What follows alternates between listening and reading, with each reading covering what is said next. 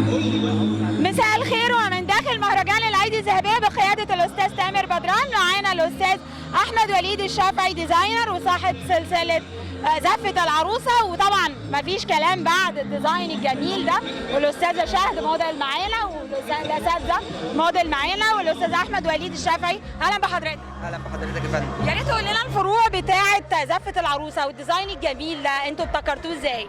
كل ديزاين بيحكي عن وقت معين احنا بنشتغل فيه، لان كل حاجه ولها رسمه، والرسمه ما بتطلعش غير في وقت السفر. فكل ديزاين ليها رسمه. لو تلاحظوا كل موديل مختلف عن الثاني، مفيش حاجه اسمها رسمه شبه الثانيه، لان كل مود بيطلع قطع مختلفه. اكيد.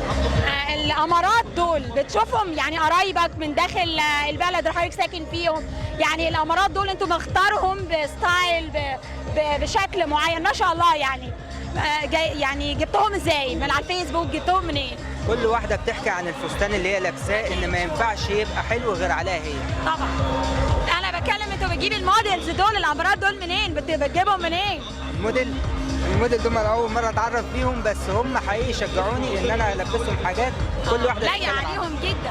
كل ديزاين مختلف عن التاني. مين المصمم بقى للديزاين ده؟ انا يا فندم. حضرتك بتجيب الديزاين ده اوروبي ولا شرقي ولا مصري ولا من مجلات ولا على السوشيال ميديا؟ طبعا مصر، لان مصر شامله جميع الاذواق الاوروبيه والمصريه والفرنسيه والتركيه، لان مصر منبع الاذواق اساسا. الخامات بقى بتاعت الفستان، يعني انا شايفه هنا قطيفه وهنا برضو، يعني شايف حضرتك كل الديزاينز حلو قوي. الديزاين ده بيجيبه من مصر ولا من تركيا ولا بتجيب من بره؟ لا طبعا ده تصنيعنا احنا هنا في مصر. مصريه، من مصانع مصريه. مصانع مصريه، ديزاين، خامات، كله مصري. والتطريز ده تطريز احنا اللي بنعمله بايدينا يدوي، مش بنشتريه جاهز. يعني حضرتك ممكن تقدمي العروسه القمر اللي معانا دي يا جماعه، يعني الفستان ما شاء الله بيتكلم عن نفسه، الفستان بيتكلم عن نفسه. الفستان يا عروسه قمر. اسم حضرتك؟ ليلى. يعني ديزاين قمر وموديل قمر من خلال القناه بتاعتنا ومصورنا الجميل، يعني ظاهر لنا النهارده انتوا مبسوطين معانا بمهرجان. طبعا احسن مهرجان حضرناه في حياتنا بسبب الناس اللي بتنظم المهرجان، حقيقي يعني مش عارفين نشكرهم ازاي. طبعا الاستاذ تامر بدران هو المسؤول عن المهرجان والمصور الجميل اللي خلف الكاميرا. شكرا لحضرتك. شكرا يا فندم لكل المنظمين على الهيئه. معانا وصوت مع المهرجان طبعا. بص على البنات، هم اللي يحكوا عن الديزاين مبهر. اسم حضرتك؟ ليل احمد. مصريه؟ طبعا. اموره.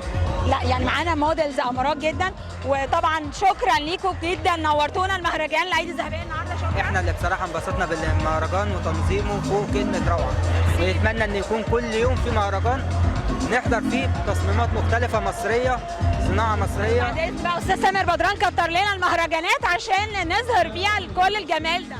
طبعا عايزين نظهر ان احنا في مصر نقدر نعمل احسن موديلات على مستوى العالم. احنا كان ينفع نظهر حاجات تانية اكتر، بس احنا دلوقتي ما سمحناش ان مفيش غير 4 موديل بس اللي معانا. ان شاء الله يبقى في ايفنت كتير ويبقى في وقت اكبر تعرض فيه كل يوم 5 ديزاينات مختلفه، كل يوم نقدر نصنع 5 ديزاينات مختلفه، مفيش واحد شبه كده. الانتاجيه عندك ما شاء الله، الانتاجيه جميله. شكرا وشكرا لموديلز الجمال النهارده اللي شرفونا المهرجان. كان معكم سماح خليل من داخل مهرجان الايدي الذهبيه بقياده الاستاذ تامر الديب. شكرا لمصورنا الجميل، شكرا جدا، واشوفكم على